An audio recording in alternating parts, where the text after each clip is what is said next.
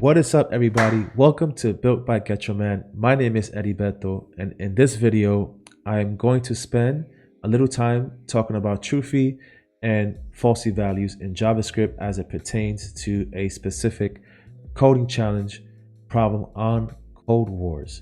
So to give you some more context, I've been using CodeWars as my main platform to help me achieve my goal in reaching that first developer job as a software engineer. So my short-term goals on CodeWars is the following.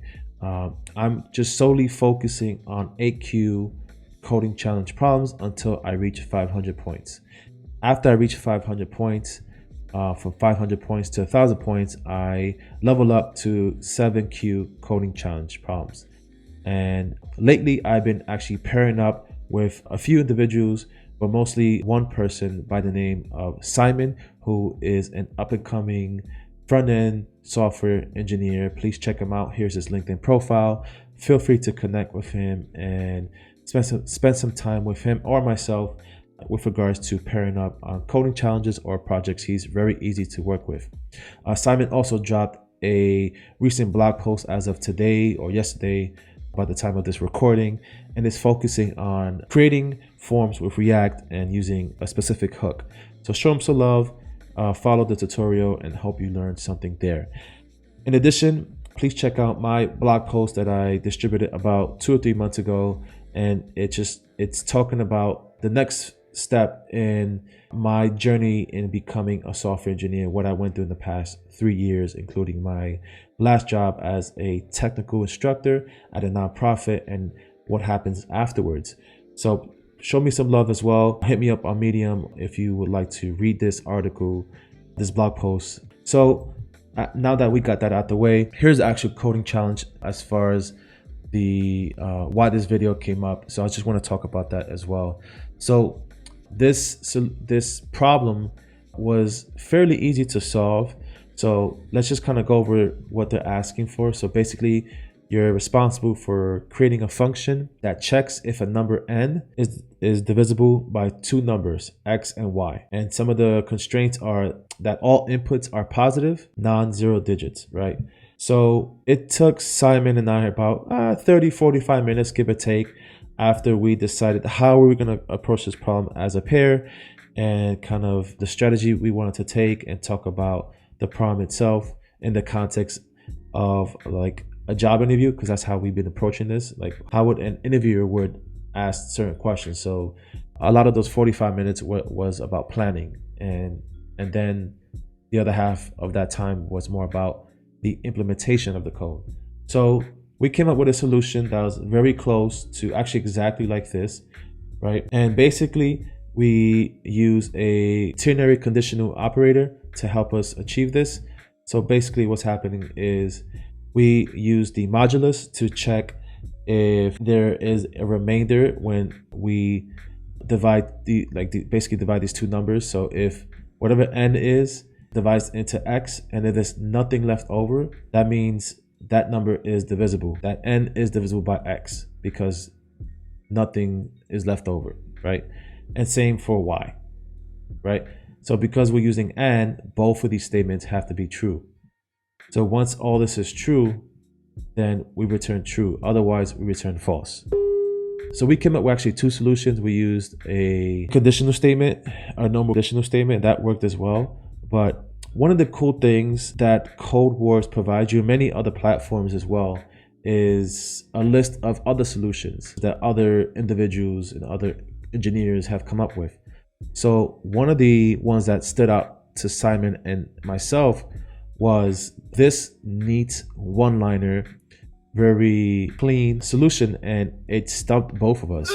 And we were pretty stuck as to how in God's green earth was this even a thing, right? So we put our heads together to try to kind of figure out, we kind of mapped out some possible scenarios as to how this bang operator played into this like whole condition using the or, and we couldn't figure it out. So I went to my Discord community that I created some time ago called Built by Builders. If you're interested in joining, please look at the description below in the video, or check out my profiles on any of my social media sites and you'll find it. But mostly here, just look below and you'll see the Built by Builders link if you'd like to join. So I put out a question, can anyone spare some time with this coding challenge? Like I mentioned earlier, we came up with the solution, but we were having trouble trying to figure it out. So a good friend of mine, Michael Salati, shout out to Mike, who was a good friend of mine back in New Haven in the A100 days when we first started to program. Now he's full season engineer working in California, I think working for Google at this point. He decided to help us here, and basically I posted the solution, and yeah, he basically gave us an explanation, and I kind of told him, I'm like, hey man, like the solution we found on CodeWars, this person was talking about using that solution worked because of Morgan's law, and that threw me off. I'm like, okay, I'm not too familiar with Morgan's law. I definitely need to brush up on that. But Mike was like, hey, it is some algebra stuff, but I'm gonna try to like just speak to you in layman's terms. So yeah, this was Michael Salati's response to my question. He took some time out to paint us a better picture as to what was going on.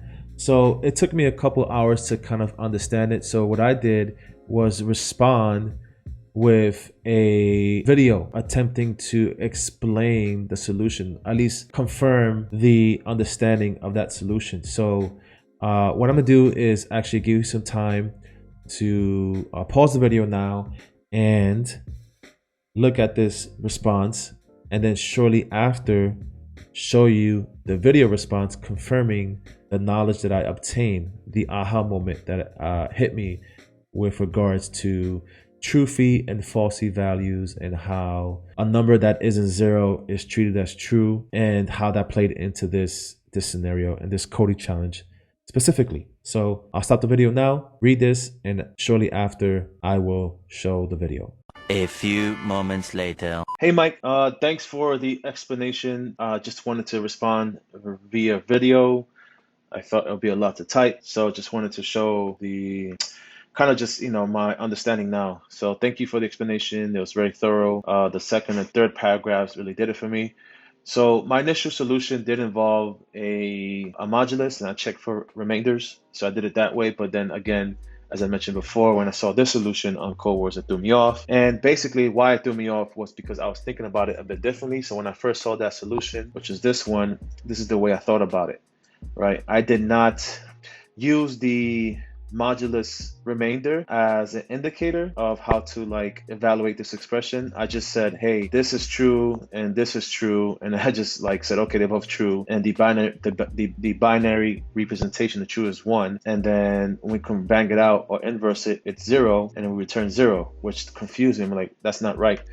So it should be, the return value should be true. So that's what threw me off. This whole thing threw me off. So after reading your explanation, I kind of mapped this out in my head and used the remainder, the actual modular remainder, the number itself. And with the rule intact that you mentioned earlier, and I read also that a number that isn't 0 is treated as true, that helped a lot. So the modulus here is both 0, as you mentioned before. The Boolean value of that is false. The like binary representation of that is false. But it's the falsy values, right? And because we're using or, one of them has to equal true for this whole statement to be true. So that'll base the false because none of them are true. But then when we inverse it and bang it out, it becomes true, and then we return that out, and that's why this whole thing is true. So to your point, whenever we have like an evaluation here that both modulus are 0, that means both numbers are divisible.